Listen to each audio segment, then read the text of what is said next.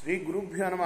శ్రీ మహాగణాధిపతయ నమ. శ్రీ సరస్వతి నమ. భక్తులరా, వ్యాస మహర్షి రచించిన భాగవత మహాపురాణం యథాతథంగా చెప్పుకుంటున్నాం. ఇందులో భాగంగా నిన్నటి వరకు మనం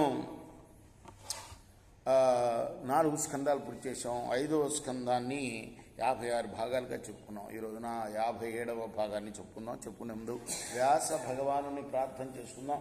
వ్యాసాయ విష్ణు రూపాయ వ్యాస రూపాయ విష్ణవే నమో వై బ్రహ్మణతయే వాసిష్ఠాయ నమో నమ. సమర్థ సద్గురు సాయినాథ్ మహారాజ్ కి జై. గురుదేవ దత్త. ఓ రాజా, వాసుదేవుడు అన్ని ప్రాణుల్లో కూడా అంతర్యామిగా ఉన్నాడయ్యా. సుఖ మహాయోగి పరీక్షన్ మహారాజుకు చెప్తున్నాడు. పైగా ఆయన పుణ్యతీర్థంలాగా మిక్కిలి పవిత్రుడు. అటువంటి వాసుదేవుడే దానానికి పాత్రుడై రాగా పరమశ్రద్ధతో మనసులో నిలుపుకొని బలిచక్రవర్తి ఏకాగ్ర చిత్తంతో పరమశ్రద్ధతో భూదానం చేశాడు. ఇటువంటి భూదానానికి శ్రీమన్నారాయణుడు మెచ్చుకొని సాక్షాత్కరించాడు. ఆయన్ను అయినా కూడా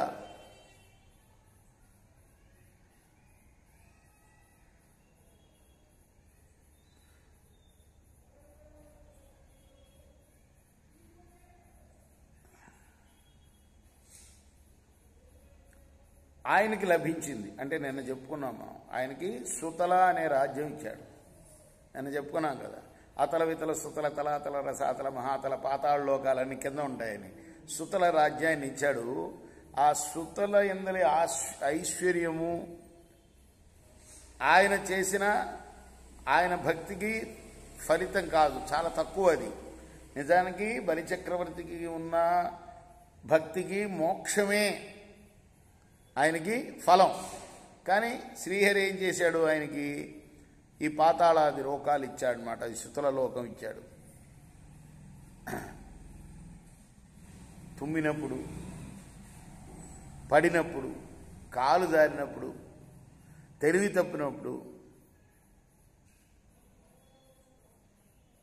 శ్రీమన్నారాయణుడి యొక్క నామస్మరణం చేసేవాడికి కర్మబంధాలు ఉండవు అంటారు. ఏమంటాం మనం తుమ్మంగానే? నారాయణ నారాయణనో ఏదో అంటాం, రామరామానో ఏదో అంటాం కదా. ఇప్పుడు వాళ్ళేమో ఎక్స్క్యూజ్ మీ అంటుంటారు. ఏమి ఎక్స్క్యూజ్ మీ? నా బొంద, క్షమించండి. ఎవరిని క్షమించాలి? ఎవరిని క్షమించాలి? ఎందుకు క్షమించాలి? తుమ్ము వచ్చింది ఇక్కడ, అప్పుడే అనగానే ఏమనాలి? రామరామానో గోవిందానో నామస్మరణ చేసుకోవాలట. అది చెప్తున్నారు ఇక్కడ. అది అలా చేసేవాడికి కర్మ బంధాలు ఉండవుట. ఆ బంధాల నుండి విముక్తి పొంది సుజ్ఞానుడవుతాడు. ఆత్మజ్ఞానం అనుగ్రహించే వాసుదేవుడు మాయామయమైన ఇహలోక భోగాల్ని, అశాశ్వతమైన ఐశ్వర్యాల్ని ఏ విధంగా ప్రసాదిస్తాడనే సందేహం వద్దు. శ్రీహరి యాచన నెపంతో బలిచక్రవర్తి సర్వసంపదను హరించాడు. బలిని కేవలం శరీరమాత్రావశేషుణ్ణి చేశాడు. వారుణ పాశాలతో బంధించి చివరికి వదిలిపెట్టినప్పుడు బలిచక్రవర్తి అన్నాడు, భగవంతుడికి ఎటువంటి పదార్థాలపైన కాంక్ష లేదని నాకు తెలుసు. ఇంద్రుడు మొదలైన దేవతలు ఉపేంద్రుని ప్రార్థించడం వల్ల ఆ స్వామి వచ్చి నన్ను యాచించాడు. అంతేగాని ఎవరు ఉపేంద్రుడు? అంటే ఇంద్రుడి తమ్ముడు. ఎవరు? విష్ణుమూర్తే. అర్థమైందా? వీళ్ళందరూ అదితి పుత్రులు అంటారు వీళ్ళని. ఎవరిని? దేవతల్ని. దేవతల్లో ఒకడు విష్ణుమూర్తి. ఈయన్ని ఉపేంద్రుడు అని కూడా అంటారు, ఇంద్రుడు తమ్ముడు. ఎందుకంటే ఇంద్రుడు పెద్దవాడు, చక్రవర్తి దేవలోకానికి. అర్థమైందా? కాబట్టి ఆ ఉపేంద్రుణ్ణి ప్రార్థించడం వల్ల ఆ స్వామి వచ్చి నన్ను యాచించాడు. ఇంద్రుడు మొదలైన దేవతలు ఉపేంద్రుణ్ణి ప్రార్థించడం వల్ల ఆ స్వామి వచ్చి నన్ను యాచించాడు. ఎందుకు? ఇంద్రుడు ఎందుకు యాచించమని చెప్పాడు వెళ్ళి తమ్ముడికి? ఎందుకు? ఇంద్రుడి లోకాన్ని ఆక్రమించేశాడు బలిచక్రవర్తి. 7-14 లోకాలని ఆక్రమించేశాడు. అంత పరాక్రమవంతుడు బలిచక్రవర్తి, అంతటి భక్తిపరుడు కూడా. విష్ణు అంటే మహాభక్తి, ఉపేంద్రుడు అంటే ఆయనకి. అందుకోసం ఇంద్రుడు ఏమని చేశాడు? తమ్ముడిని, ఒరే నువ్వు వెళ్ళి అడగరా ఆ బలిచక్రవర్తిని, నాది నాకు ఇచ్చేస్తాడు బలి చక్రవర్తి నా రాజ్యాన్ని. అందువల్ల ఆయన అడిగాడు. కానీ అసలు ఆయనకి కోరికలు ఎందుకుంటాయి? ఎవరికి? ఉపేంద్రుడికి. అది గంభీరమైన ఆయన స్వభావం. దృష్టి ఉన్న వారికి మన్వంతరాధిపత్యం ఎంత, త్రిలోకాధిపత్యం ఎంత. మా పితామహులు ప్రహ్లాదుడు, ఈయన తాత, బలిచక్రవర్తికి తాత ఎవరు? ప్రహ్లాదుడు. అభిమానవంతుడు. నరసింహావతారంలో ఆ స్వామి ఎంతో సంతోషంతో మా తాతను చూచి ఏదడిగితే అది ఇస్తానన్నాడు. అప్పుడు మహానుభావుడైన ప్రహ్లాదుడు ఈశ్వరాజ్ఞలోని అంతరార్థాన్ని తెలుసుకున్నాడు. అందువల్ల ఆయన రాజ్యం కావాలని కోరలా, నీ దాస్యం కావాలని కోరాడయ్యా నిన్ను అని బలిచక్రవర్తి గుర్తు చేస్తున్నాడు. ఎవరికి? ఉపేంద్రుడికి, అంటే విష్ణుమూర్తికి. నీ దాస్యాన్ని కోరాడయ్యా.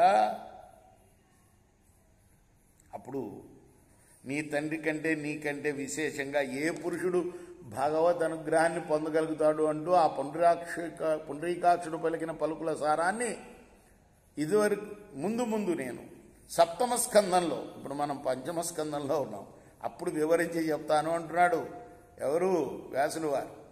సకల జగద్గురుడైన శ్రీమన్నారాయణుడు తన వారి పట్ల దయగలిగిన వాడై శంఖం చక్రం మొదలైన ఆయుధాలతో గదను ధరించి ఆ బలిచక్రవర్తి గృహద్వారంలో ఇప్పటికి కూడా కాపలా కాస్తున్నట్ట.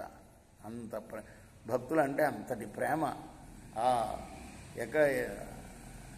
ఏ లోకం అన్నాం మనం? సుత్తల లోకంలో. అక్కడ బలిచక్రవర్తి ఉంటే బయట కాపలాదారుడుగా కాపలా కాస్తున్నట్ట, వాచ్మెన్గా. అటువంటి బలిచక్రవర్తి ఉండే సుతలలోకాన్ని జయించాలనే వాంఛ ఉన్న రావణుడు అనుజ్ఞ లేకుండా సుతలంలోకి ప్రవేశించినప్పుడు ఆ శ్రీమన్నారాయణుడు తన కాలి బొటన వేలితో లంకేశ్వరుని 10 కోట్ల యోజనాల దూరంలో పడేటట్టుగా చిమ్మేశాట. ఒకప్పుడు రావణాసురుడు వచ్చాట బలిచక్రవర్తి దగ్గరికి. వచ్చినప్పుడు దేనికి వచ్చాడు? ఆ సుతల లోకాన్ని ఆక్రమించాలని రావణాసురుడు వస్తే ఈయన కాపలా ఉన్నాడు బలిచక్రవర్తి ఆ లోకానికి. కాలి గోటితో మీటాట. అంతే. ఎన్ని యోజనాలు? 10 కోట్ల యోజనాలు. యోజనం అంటే మైళ్ళు. అంత దూరం పోయి పడ్డాట. రేపు మనం మిగతా భాగాన్ని 58వ భాగంలో చెప్పుకుందాం. ఇది ఇప్పుడు దాకా మనం 57 భాగాలుగా చెప్పుకున్నాం ఈ స్కందాన్ని. కృష్ణార్పణమస్తు. సాయి కృష్ణార్పణమస్తు. శ్రీ సచ్చిదానంద సద్గురు సాయినాథ్ మహారాజ్ की जय। చేకోరా హారతి దిగో సద్గురునాథ దేవ సాయినాథ। పాంచభౌతిక తత్వములనే హారతులిత్తుమురా। నిర్గుణం మగస్థితే వేడి ఎట్లి ఆకారం పొందితివో సాయిరాం। సర్వ